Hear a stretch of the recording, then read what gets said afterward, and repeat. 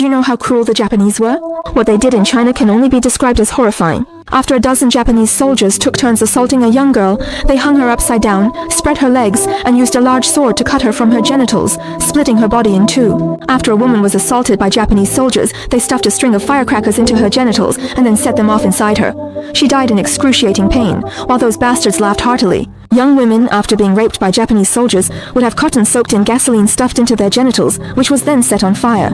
In the end, the young woman died in indescribable agony. For their own amusement, after abusing a girl, they would insert a water pipe into her genitals and continuously pump water into her body until her abdomen was completely swollen, like a woman about to give birth, and then stomp on it with full force. This is how these perverts tortured the girl to death.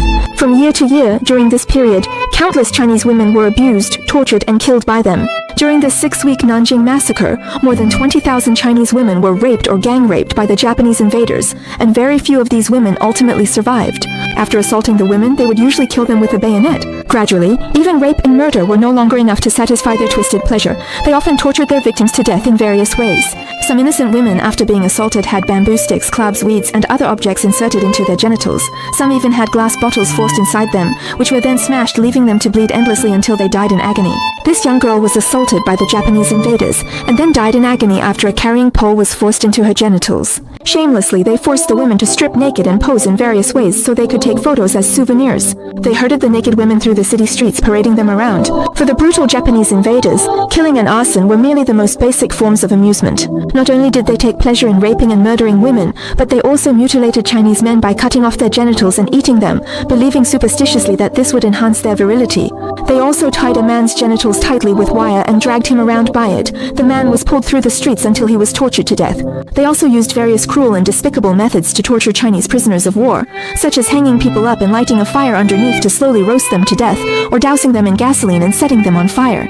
In every massacre committed by the Japanese army in China at that time, there were always mutilated bodies burned beyond recognition, with some even reduced to nothing but charred remains. This photo shows an anti-Japanese fighter whose leg flesh was slowly sliced off piece by piece by the Japanese invaders, leaving nothing but bare white bone. In the horrifying Pingyang massacre, 22-year-old anti-Japanese cadre Liu Yaomei was captured by Japanese invaders. She suffered humiliation. Flesh from her thigh was cut off, roasted, and eaten before her. Her breasts were also cut off, used as dumpling filling. Finally, the heroine was beheaded, her body discarded in a deserted well.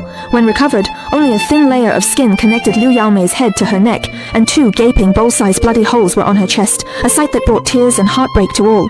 Our anti-Japanese soldiers and civilians took this photograph with tears in their eyes. These are the Chinese heads that were cut off by them, and then arranged in rows.